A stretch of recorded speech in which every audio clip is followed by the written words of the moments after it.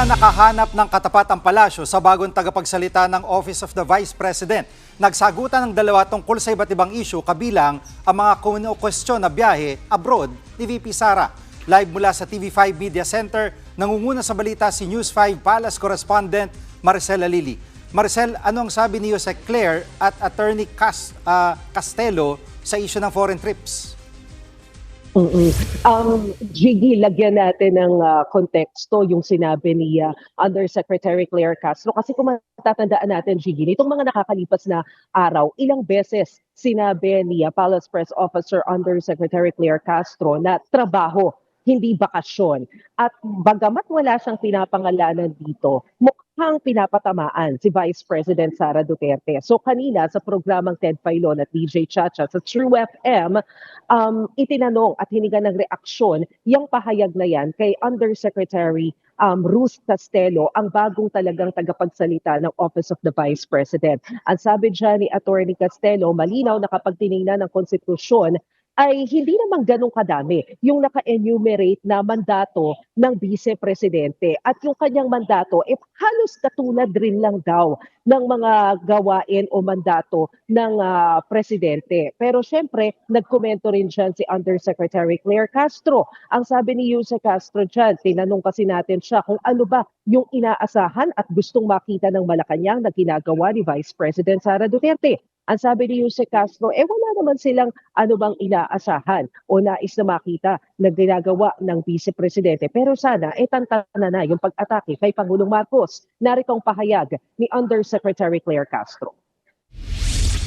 Hindi naman po siguro din kasama sa mandato ng Presidente na laging personal trip o nagbabakasyon.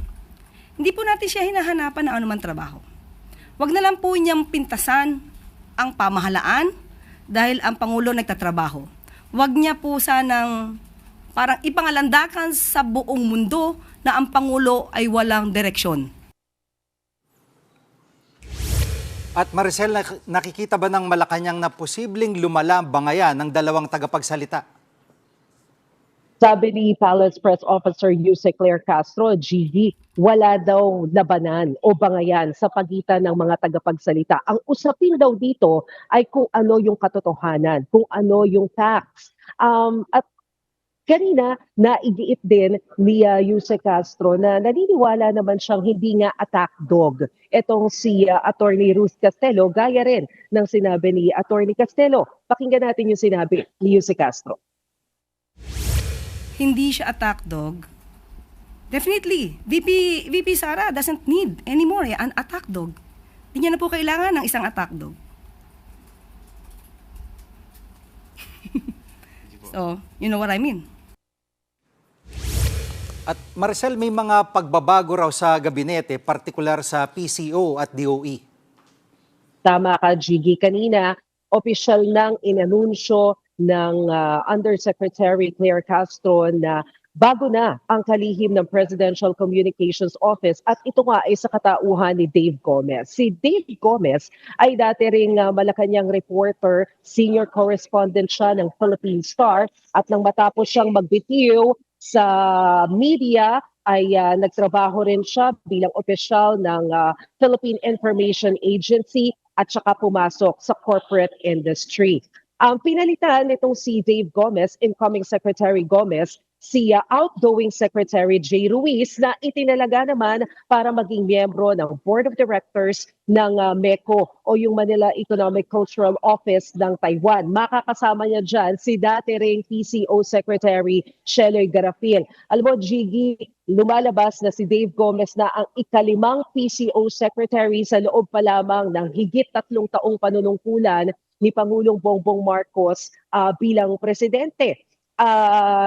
Ang matatandaan natin, ang unang PCO Secretary, si Trixie Angeles, sinundan ni Sheloy Garafil, na wala rin, inilipat sa MECO, pinalitan ni former Secretary Cesar Chavez, bago naging si Secretary Jay Ruiz, at ngayon nga, itong si incoming Secretary Dave Gomez. Kani-kanina lamang, Gigi, bumisita itong si outgoing Secretary Jay Ruiz doon sa mismong press office namin ng Malacanang Press Corps dyan sa new executive building ng Malacanang para magpasalamat. Isa-isa niyang kinamayan yung mga reporters at nagpaalam.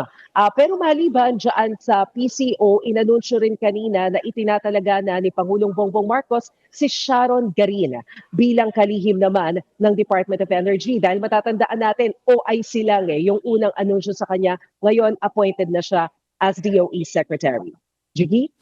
Yan pong ulat ni Maricel Halili live mula sa TV5 Media Center. Mga kapatid, Jig Manikad po, pagdating sa mahalagang balita sa loob at labas ng bansa, dapat una sa lahat, mag-follow at mag-subscribe na sa social media pages ng News 5.